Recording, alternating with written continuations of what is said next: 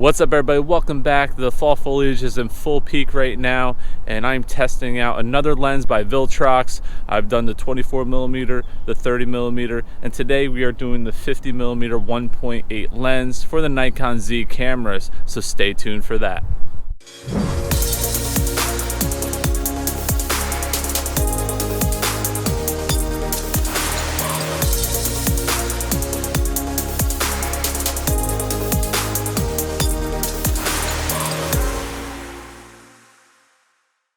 What's up, everybody? Welcome back. Over the past couple weeks, I've been testing out the Viltrox 50mm 1.8 lens for Nikon Z camera bodies.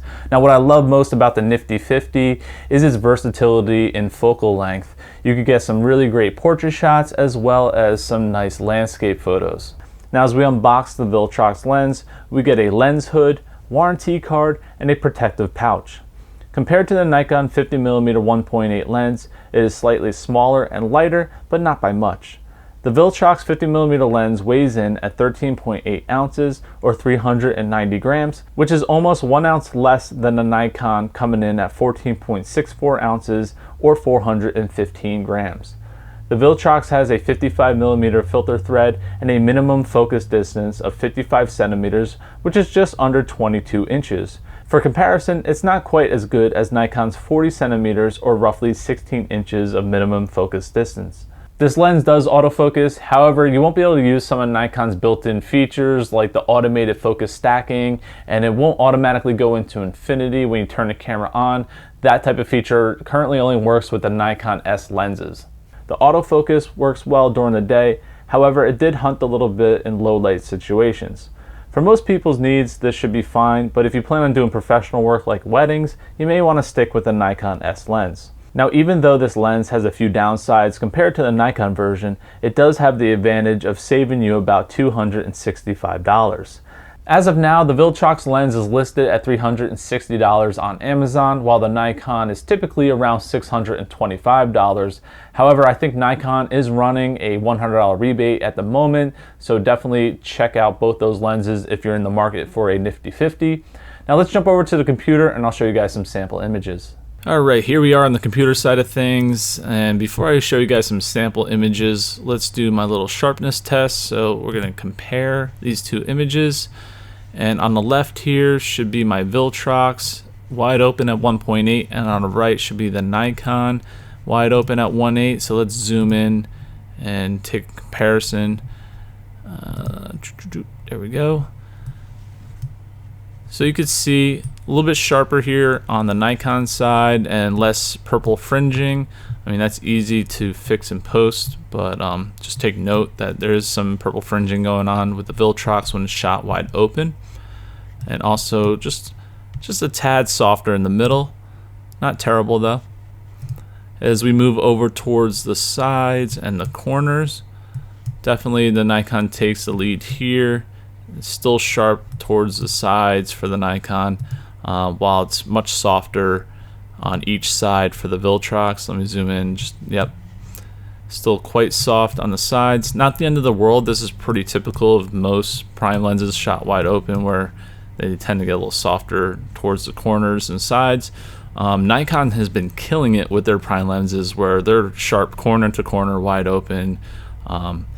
Definitely really impressed with these Nikon prime lenses, and that's why they're so expensive. So what we'll do here is keep stopping down the Viltrox to see how far we have to go to get it to have sharper corners similar to the Nikon. So I'm going to jump over a few of these. Let's go to, like, I think 2.8, I believe this one is. Let me just double check. Yes, 2.8. Again, we'll zoom in towards the center here, and the fringing has gone away. It's much sharper. It's equally as sharp, if not slightly sharper, than the Nikon. Now that we stopped this down to 2.8, and let's check the corners. It's sharpened up quite a bit, but I think the Nikon still is winning. Yep, it's still winning as far as corner to corner sharpness, even though we stopped the Viltrox down to f2.8. Let's stop it down a little bit more.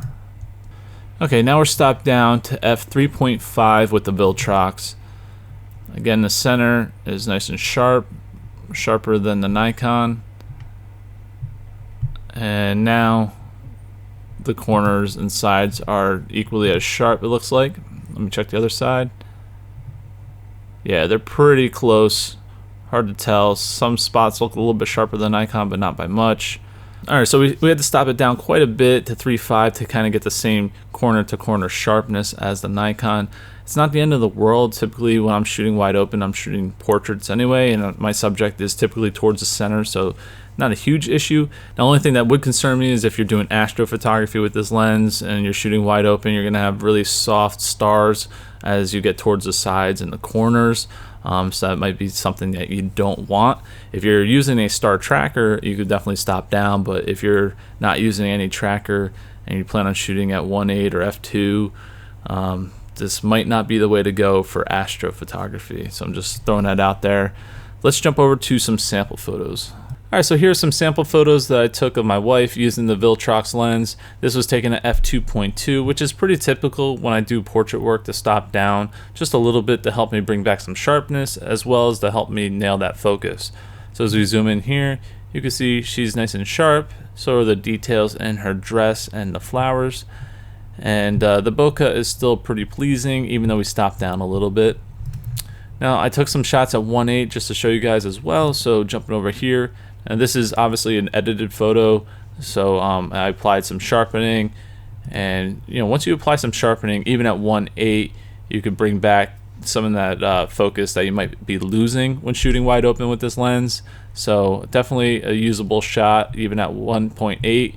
It's a sharp lens, and I'm not too concerned about the corners and the sides being as soft as they were when I showed you with that sharpness test, because we want the background to be nice and blurry and our subject to be nice and sharp. So that's the look we're going for. So it's not the end of the world, but if you did plan on using this lens, like I said, for some type of landscape or nightscape work, that might be an issue. Jumping over to another shot that's unedited at 1.8. Again, we'll zoom in here at 200%. You can see a sharp lens. Definitely could be a hair sharper, but that's pretty easy to fix. We'll just move the sharpening to around 60 or 65, and now she's just as sharp as if I shot this with my Nikon lens. Here's another photo as well, just to show off some of the bokeh and these trees. Just a really cool spot. This is at Rutgers Gardens in New Jersey. I love bringing people here to do engagement shoots and other like family shoots. Just a really cool place to visit. And jumping over to my last shot of her, this one I stopped down at f2.5. I want to get her face as well as the ring in focus. And as we zoom in here at 200%, you can see nice and sharp ring, as well as her face is nice and in focus. Just a really good portrait lens, I have to say. The 50mm lens is also great for taking landscape shots. Just make sure you stop the lens down to around f8 to give yourself the best corner-to-corner sharpness. I especially love to use the 50mm lens to create panoramas like this one. Now, the last shot I took here is into the sun, because I was curious to see what kind of sunburst it would create at f16 and how well it would handle the sun flares, and it did an okay job. So all in all, this is a pretty decent lens. Obviously, it's not as good as the Nikon when shooting wide open and we're looking at the corner-to-corner sharpness. However, for most people, this should be just fine for portrait work and landscape work.